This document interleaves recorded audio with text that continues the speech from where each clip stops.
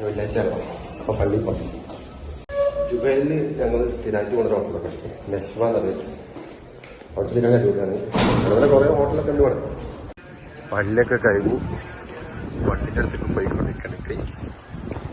ജുബൈലിലെ എനിക്ക് ഏറ്റവും ഇഷ്ടപ്പെട്ട ഫുഡ് എടുത്താ അവിടുത്തെ ബിരിയാണി എങ്ങനെ നാട്ടിലത്തെ അതേപോലെ അവിടെ കഴിച്ചല്ലോ.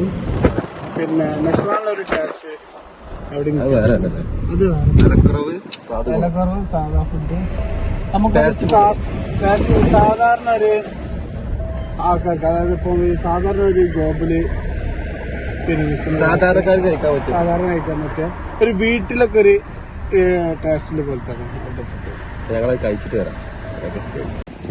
തിരക്കുണ്ടാവോ? തിരക്കുണ്ടാവോ? നല്ല